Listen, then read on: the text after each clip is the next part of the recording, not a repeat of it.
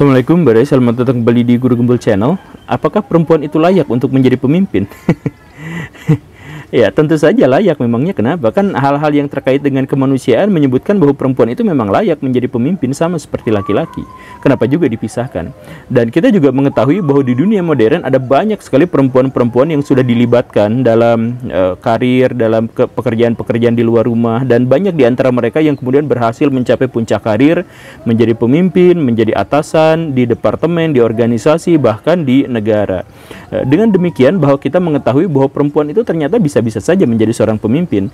Nah, tetapi sayangnya kalau kita melihat data statistik, maka kita akan menemukan sesuatu yang sangat aneh. Misalkan bahwa semakin tinggi kesempatan perempuan untuk menjadi pemimpin, semakin tinggi pula komplain masyarakat terhadap kepemimpinan perempuan. Saya tidak berbicara tentang negara-negara di dunia ketiga yang masih menggunakan nilai-nilai tradisi masa lampaunya dalam kehidupan keseharian. Saya berbicara tentang negara-negara paling maju di dunia, di Amerika Serikat, di Norwegia, di Singapura misalkan. Semakin banyak penolakan-penolakan terhadap kepemimpinan perempuan atau bos perempuan. Kenapa seperti itu? Simak videonya sampai tuntas. Yuk kita mulai.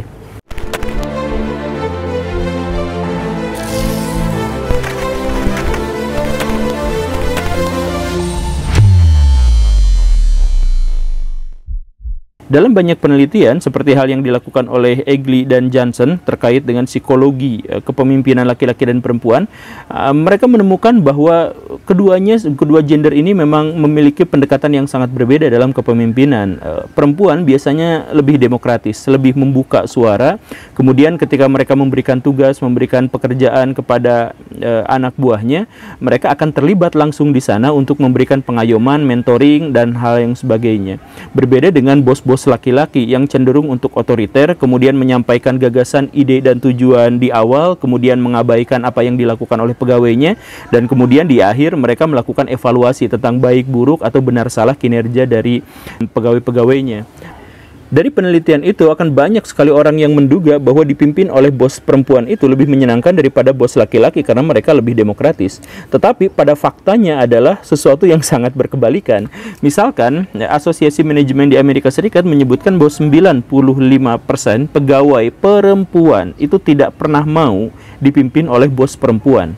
Kenapa seperti itu? Karena bos perempuan ternyata intimidatif, terlalu ketat, berlidah terlalu kasar, defensif agresif, kemudian memberikan tugas-tugas yang emosional dan memberikan penilaian yang juga emosional. Dan tentu saja yang paling mengerikan dari mereka itu adalah bahwa bos-bos perempuan itu selalu menghalang-halangi kenaikan pangkat atau karir dari bawahan-bawahannya.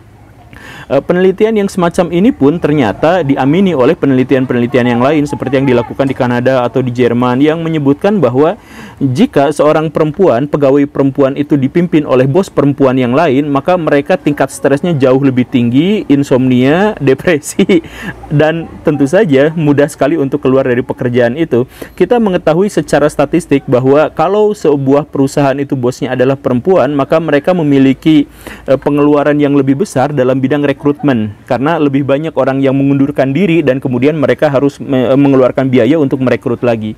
Seperti itu. Nah, kenapa bisa seperti ini? Apa yang saya sampaikan barusan itu adalah fakta keras. Maksudnya itu adalah datanya seperti itu. Tidak harus dibantah. Yang menjadi perdebatan itu adalah kenapa seperti itu. Dan sekali lagi saya katakan ini bukan hanya fenomena di negara ketiga yang masih memegang tradisi patriarki mereka.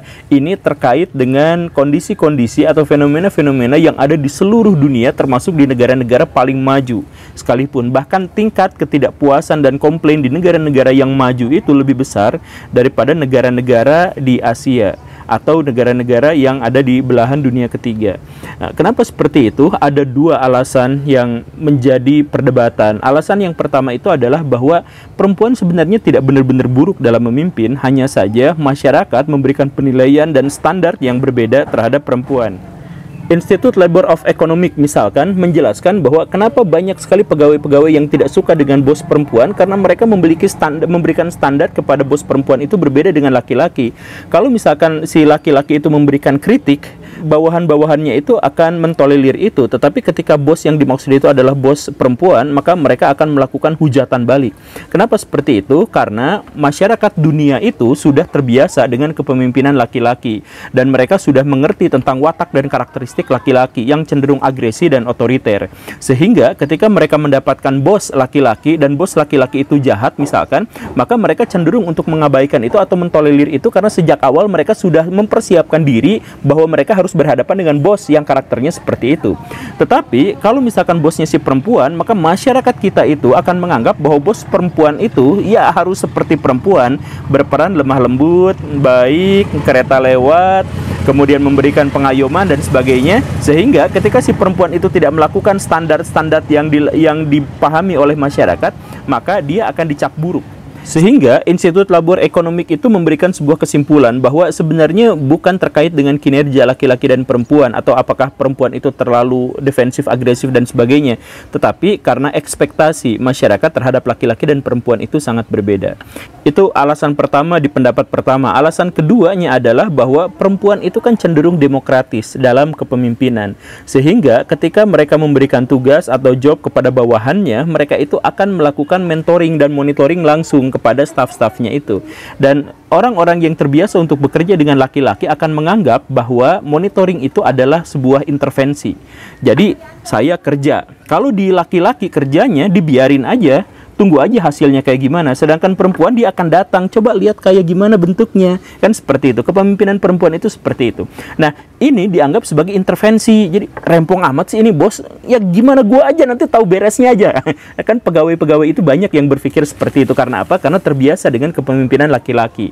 Kan walaupun sekarang dunia kerja itu sudah memberikan kebebasan dan kesetaraan untuk laki-laki dan perempuan untuk memimpin, tetap saja laki-laki itu jauh lebih banyak daripada perempuan dalam kepemimpinan.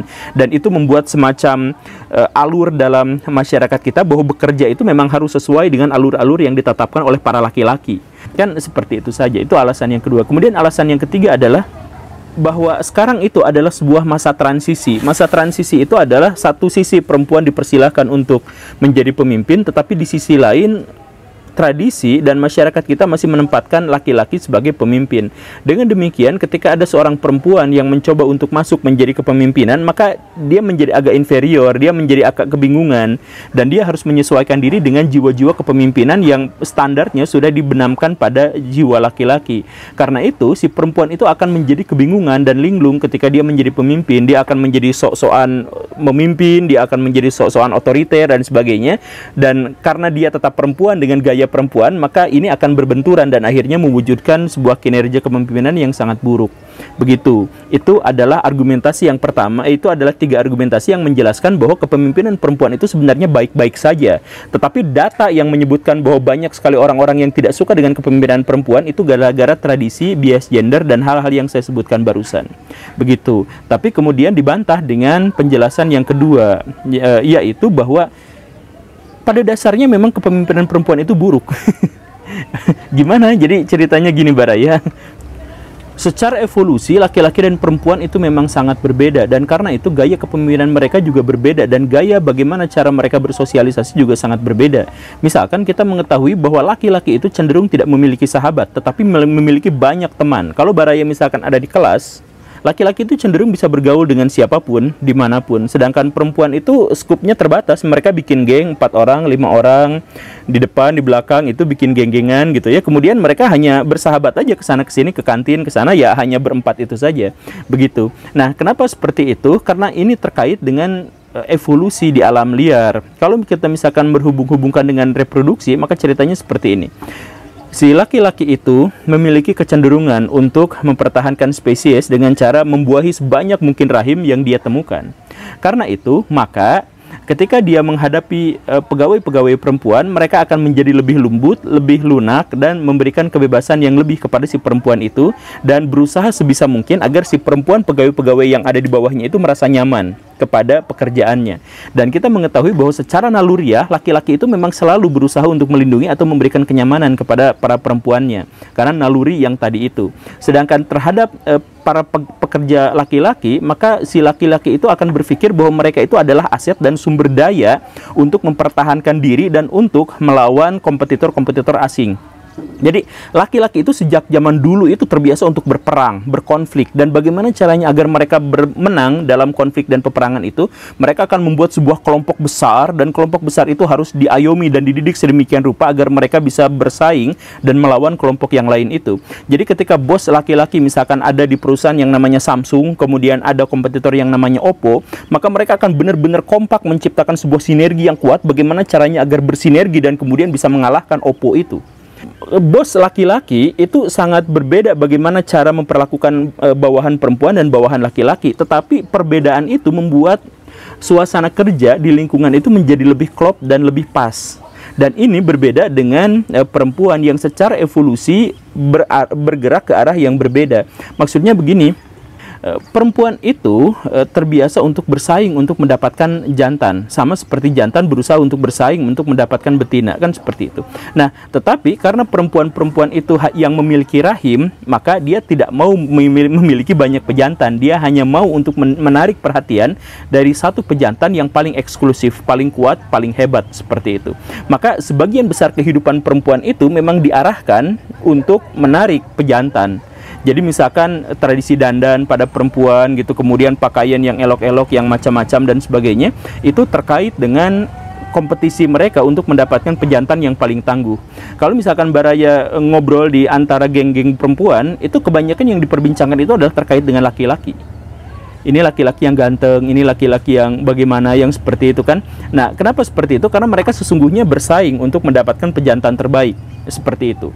Di perusahaan yang terjadi adalah ketika si bos perempuan itu berhadapan dengan perempuan yang lain sebagai bawahannya, maka perempuan itu dianggap sebagai kompetitor, sehingga sedemikian rupa si perempuan itu tidak akan dinaikkan karirnya atau tidak akan dipromosikan.